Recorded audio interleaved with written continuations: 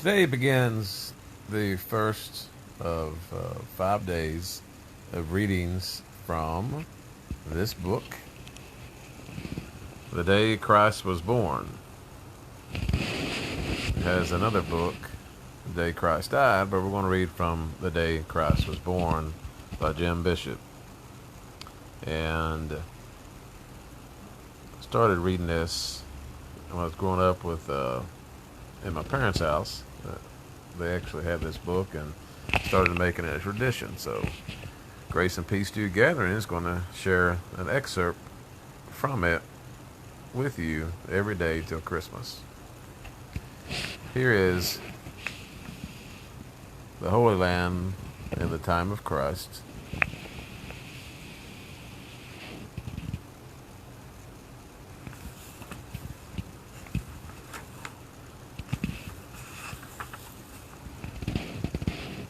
Now, get down to the reading.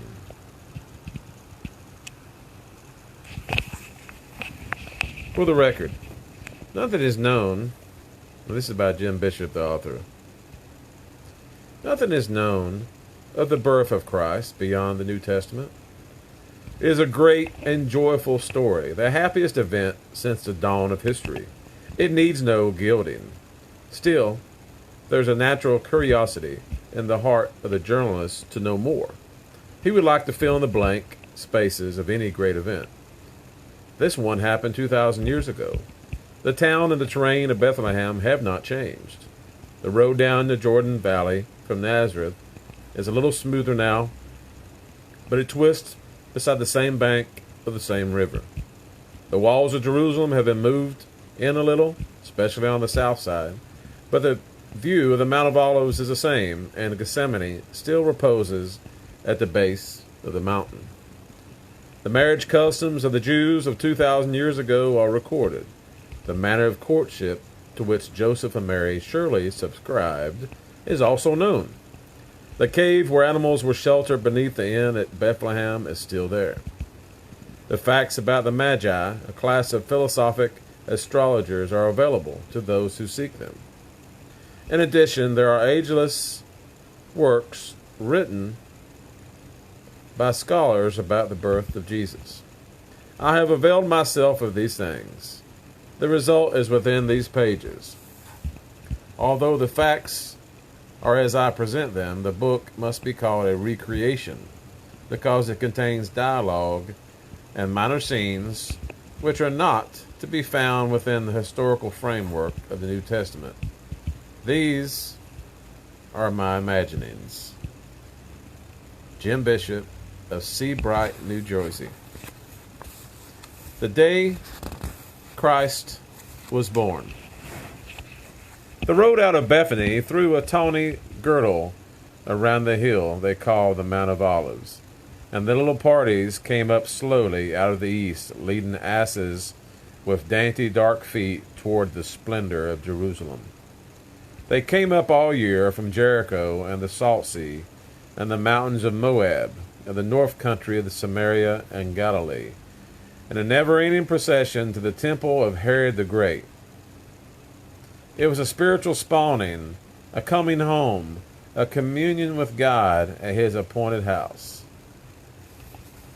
Joseph had never seen such awesome beauty. The elders in Nazareth had described it as a rare white jewel set in the green valley between the Kidron and Golgotha. And he had asked questions about it, but the elders and his father, too, seemed to lose themselves in arm-waving and superlatives. Now he would see it. He reached the rise of the road, his feet tired and dirty from 90 miles of walking, and he unconsciously pulled the jackass a little faster. "Are you quiet?" he said. His bride, called Miriam in the Aramean tongue, and Mary and others, jogged sideways on the little animal and said that she was quiet. She felt no pain. This was the 5th day from Nazareth, and from hour to hour, she had progressed from tiredness to fatigue to weariness to the deep anesthesia of exhaustion. She felt nothing. She no longer noticed the chafe of the goat skin against her leg, nor the sway of the food bag on the other side of the animal. Her veiled head hung, and she saw millions of pebbles in the road moving by her brown eyes in a blur, pausing and moving by again with each step of the animal. Sometimes she felt ill, at ease, and fatigued, but she swallowed this feeling and concentrated on what a beautiful baby she was about to have, and kept thinking about it. The bathing, the oils, the feeding, the tender pressing of the tiny body against her breast, and the sickness went away.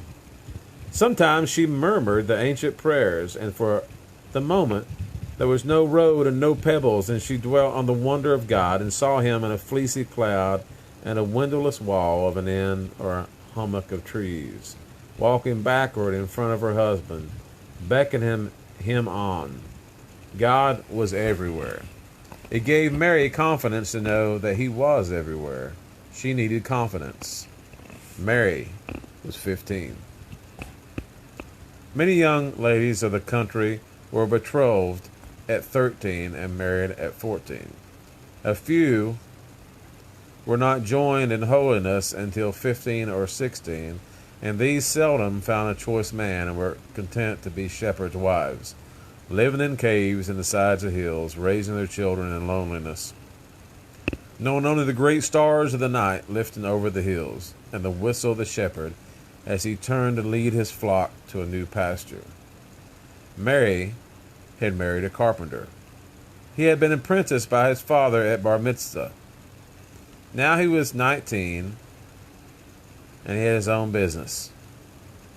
It wasn't much of a business, even for the Galilean country. He was young, and even though he was earnest to the point of being humorless, he was untried and prone to mistakes in his calculations. In all Judea, there was little lumber. Some stately cedars grew in the powdery alkaline soil, but other than date palms and fig trees and some fruit orchards, it was a bald, hilly country.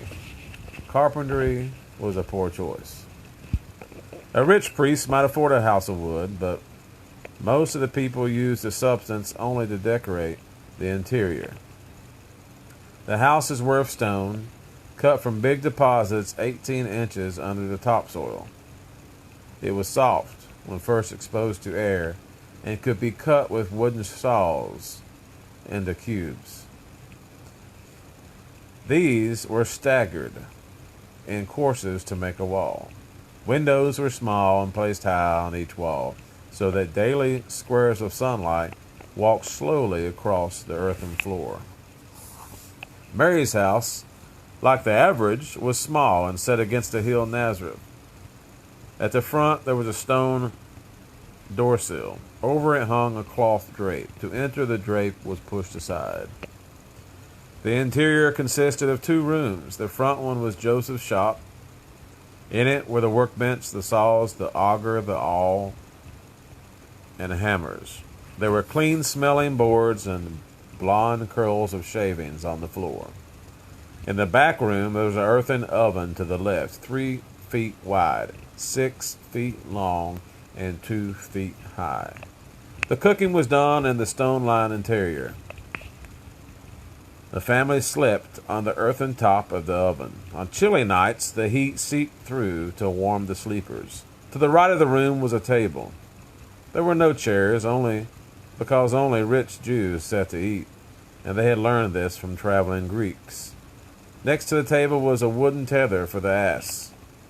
He was a member of the family, a most important member because he did the carrying of the raw lumber and the finished products, and he was also the sole means of transportation. He was petted and loved and spoken to. On the tether he watched Mary go about her duties. He flicked the flies from his ears, and sometimes, when he tired of watching, his eyes closed and he locked his knees so that he would not fall. and he slept standing up. He was not a stubborn animal. He was most patient and would stand while Joseph burdened him with a mound of objects. When the bridle strap was pulled by his master, the ass lowered his head, switched his tail against his flanks, and started off, the little hoofs making sounds like an inverted cup dropped in the mud. This was the winter solstice of the Jewish year 3790. The gaiety of the feast of Hanukkah had ended as Joseph and his wife left Nazareth. They had come down through Naim and on down into the valley of the Jordan. It was hot along the valley floor, but the Jews of the upland country seldom risked travel by the direct route through Samaria and Sychar, where the people at the village wells were unfriendly and argumentative. Each night, when the sun was gone and the road obscure, Jesus led the ass a little way off from the river, away from the road, and into the clearing where there was very little brush and few insects. Then he tied the ass, tilted the goat skin, and filled the earthen jar with water from it, and set. There was not much to talk about. Their minds were troubled with momentous events far beyond the scope of their thought, far beyond the rationalization of two simple peasants of the family of David. On the few occasions when they discussed it, both Mary and Joseph became overwhelmed and shy. They lapsed into silences, and Joseph would mend the conversational rip with a question about Mary's family.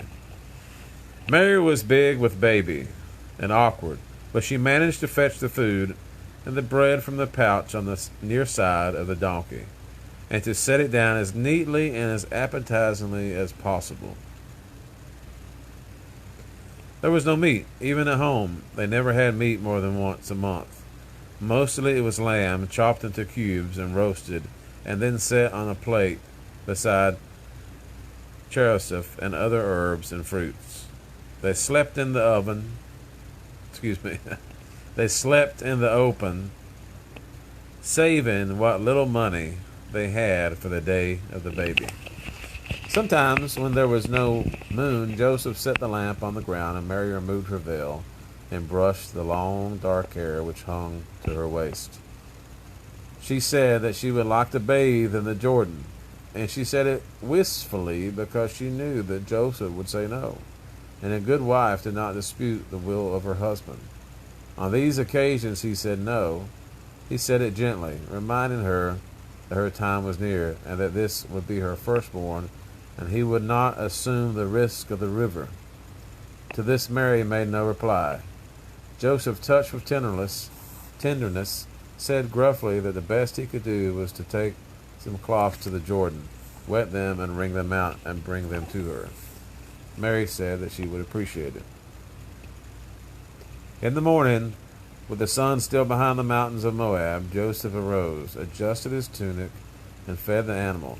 He worked quietly, whispering to the jackass, setting the folded blanket behind the withers, adjusting and balancing the goatskin and the food bag before awakening his wife. He felt an enormous compassion for this girl, but he could never explain it, not even to himself. He had once felt this way toward a little boy who had a withered foot. The road was busy at dawn, and sometimes Joseph had to wait until he could find room between parties going south. The road, it seemed, was always alive.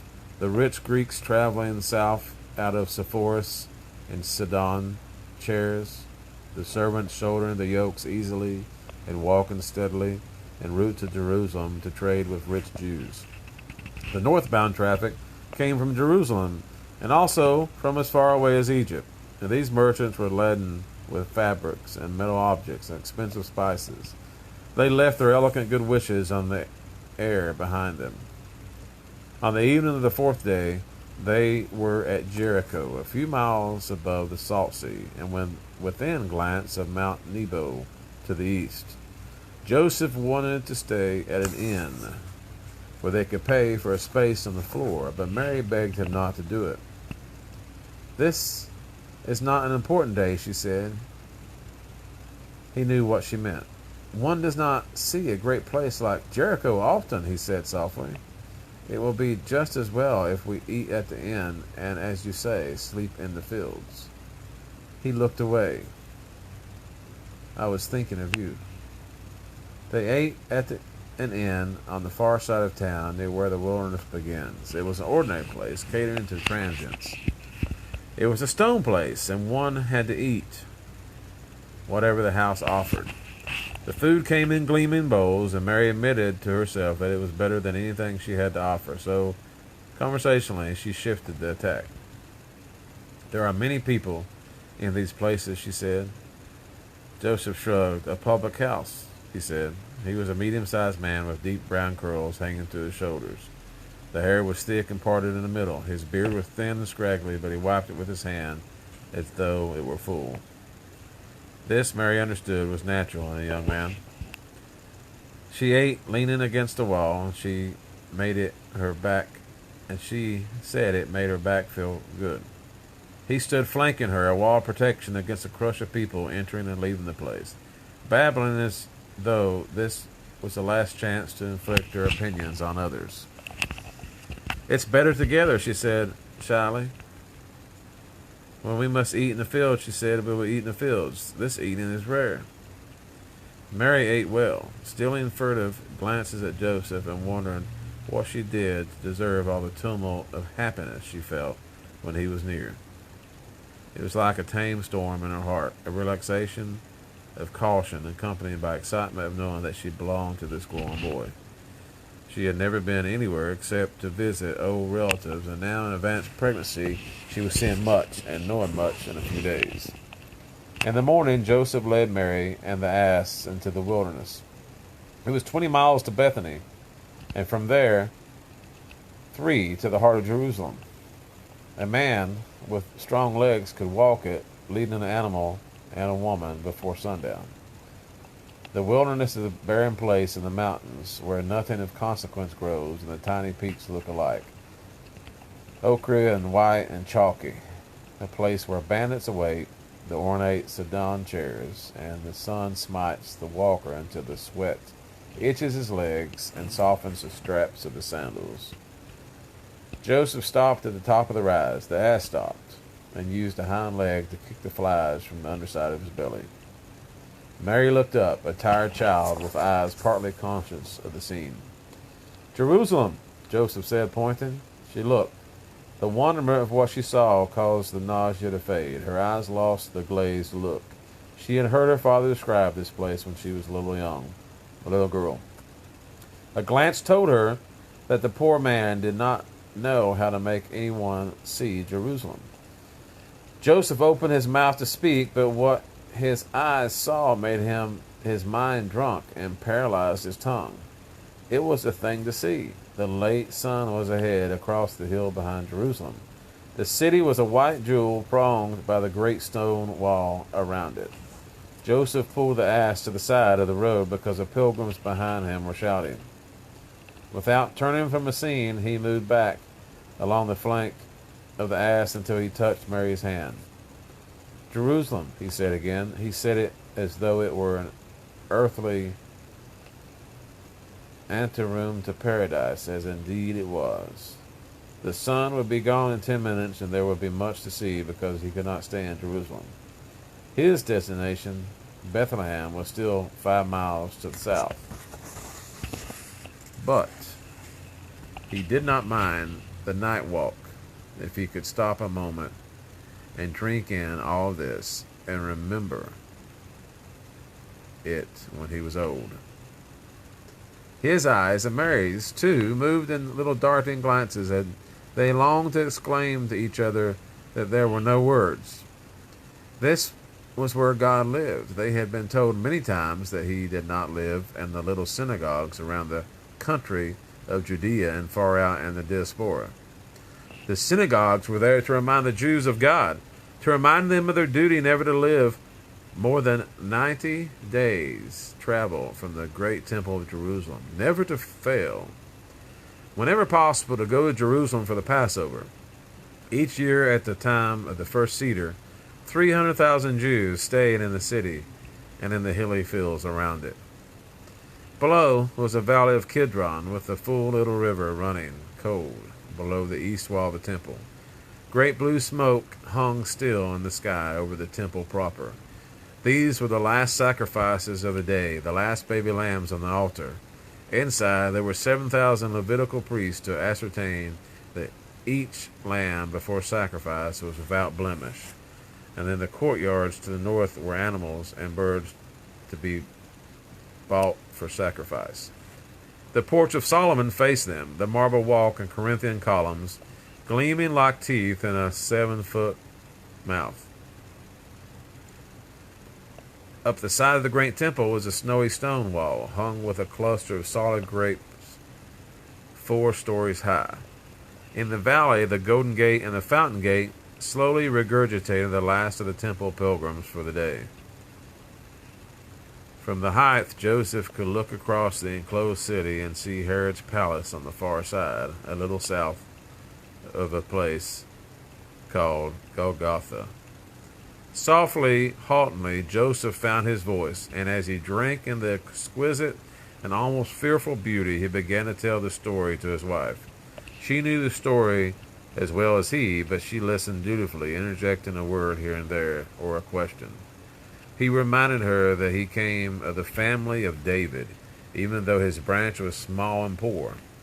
David's son Solomon had built a temple on this site. He had commissioned Hiram, the king of Tyre, to draw the plans and do the engineering. The work was finished in 7 years, a miracle of goodness. The temple was on Ornan's rock. It was 1,600 feet long and 970 feet wide. The bigger the temple got, the more remote Solomon felt from God, and he needed the solace of women. So on the Mount of Offense to the left, he had built a palace and placed therein 500 concubines. The sin needed washing out, and long after Solomon repented, the Jews split into 2 nations, Judea and Israel. And the Babylonians defeated them and reduced the walls of the temple.